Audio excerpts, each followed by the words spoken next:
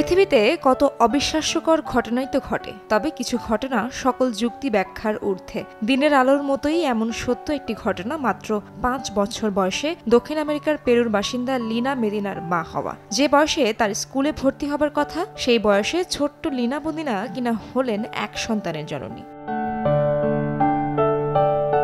চিকিৎসা বিজ্ঞানেও যার ব্যাখ্যা দেয়া খুবই কঠিন। বিশ্বের ইতিহাসে সবথেকে ছোট বয়সে মাতৃত্বের রেকর্ড গড়েছেন লিনা মেদিনা। ১৯৩৩ সালের ২৭ সেপ্টেম্বর পেরুর ট্রিকাপো নামে এক ছোট্ট শহরে জন্ম হয়েছিল তার। লিনার যখন ৫ বছর বয়স, তখন তার বাবা মা লক্ষ্য করেছিলেন তার পেট হঠাৎ ফুলতে শুরু করেছে। পেটে টিউমার হয়েছে ভেবে চিকিৎসকের শরণাপন্ন হন তারা। রোগ নির্ণয়ে নানা পরীক্ষা নিরীক্ষা করেও ধরা পড়ছিল না কি হয়েছে তার।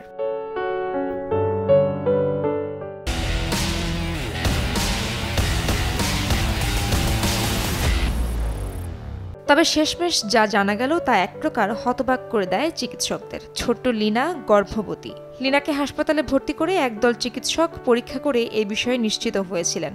১৯৩৯ সালের ১৪ মে মাত্র ৫ বছর ৭ মাস ১৭ দিন বয়সে এক পুত্র সন্তানের জন্ম দিয়েছিলেন লিনা। সিজারিয়ান ডেলিভারি হয় লিনার। ছোট্ট লিনা জন্ম দেন ফুটফুটে এক পুত্র সন্তানের। শিশুটির নাম রাখা হয়েছিল জেরার্ডো মদিনা। নামটি রেখেছিলেন লিনার চিকিৎসক। সফল ডেলিভারির পরপরই লিনা জাতীয় সেনসেশন হয়ে ওঠেন। বিভিন্ন পরীক্ষায় প্রমাণিত হয়েছে তিনি একটি বিরল রোগে ভুগেছিলেন, যা অকাল বয়ঃসন্ধি নামে পরিচিত। গবেষণা বলছে প্রায় ১০,০০০ শিশুর মধ্যে একজনের সাথেই এমনটা ঘটে, যারা কিনা অস্বাভাবিকভাবেই অল্প বয়সে বয়ঃসন্ধিতে পদার্পণ করেন। মাত্র ৩ বছর বয়সেই বয়ঃসন্ধিতে পা দেয় লিনা।